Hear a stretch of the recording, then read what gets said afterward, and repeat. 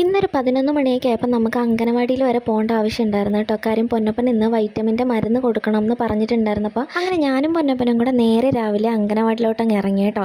തിരിച്ചു വരാൻ നേരം നമ്മുടെ കുണ്ടർജോയുടെ ഒരു ചാത്തനെ നമുക്ക് കിട്ടിയിട്ടുണ്ട് കേട്ടോ. ഇതിനകത്ത് എന്താണെന്ന് അറിയാനുള്ള ഒരു ക്യൂരിയോസിറ്റിയിലാണ് ഞാനിത് മേടിച്ചത്. കിൻഡർജോയുടെ ചാത്തനായതുകൊണ്ട് തന്നെ ഇതിന് വലിയ വിലയില്ല കേട്ടോ. 20 രൂപ ഉണ്ടായിരുന്നുള്ളൂ. അപ്പോൾ ഈ കളിപ്പാട്ടം എന്തെന്ന് അറിയാനായിരുന്നു ഇതിനുള്ള ആകാംക്ഷ മൊത്തം. ആദ്യമേ തുറന്ന് ഞങ്ങൾ അതാണ് നോക്കി. അപ്പോൾ കിട്ടിയതൊരു സ്പൈഡർമാനും അതിന് മറ്റൊരു തോക്കുമാണ്. ഇതെന്താണ് ഇതിൻ്റെ ഉദ്ദേശം എന്ന് എനിക്ക് മനസ്സിലായില്ല കേട്ടോ. അവനിതും കൊണ്ട് എൻ്റെ പുറകെ നടന്നെങ്കിൽ എന്താണെന്ന് അറിയാത്തതുകൊണ്ട് ഞാൻ അതുപോലെ അങ്ങ് തിരിച്ചു കൊടുത്തിട്ടോ. ഈ മിഠായി ഇവന് ഇഷ്ടപ്പെട്ടിട്ടുണ്ടായിരുന്നില്ല കേട്ടോ. ലാസ്റ്റ് ഞാനും ഏട്ടയും അമ്മയും കൂടെയാണ് അത് കഴിച്ചത്. ഇവൻ്റെ പേരും പറഞ്ഞ് ഓരോരോ സാധനം വാങ്ങി കഴിക്കുന്ന ചീത്തപ്പേര് എനിക്കും ഏട്ടയ്ക്കും ഉണ്ട് കേട്ടോ.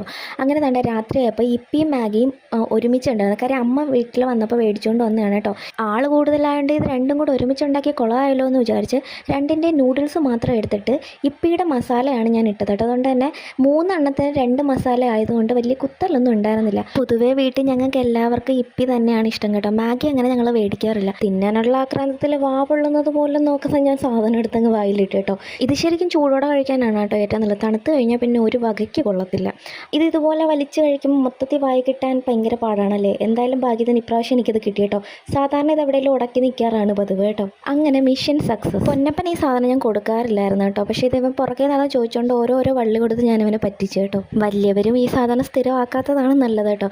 അങ്ങനെ ഈ കഴുപ്പെല്ലാം കഴിഞ്ഞിട്ട് ഞങ്ങളുടെ എല്ലാവരുടെയും പാത്രവും താങ്ങിക്കൊണ്ട് ഒരാൾ പോവുകയാണ് കേട്ടോ. ഇനിയിപ്പോൾ പുറത്തുനിന്ന് വേറെ ആരെയും ജോലിക്കൊന്നും വിളിക്കേണ്ട ആവശ്യമില്ല. തൽക്കാലത്തേക്ക് ഇവൻ മതി. അപ്പോൾ എനിക്ക് ഇത്രയേ ഉള്ളൂ. ടാറ്റാ.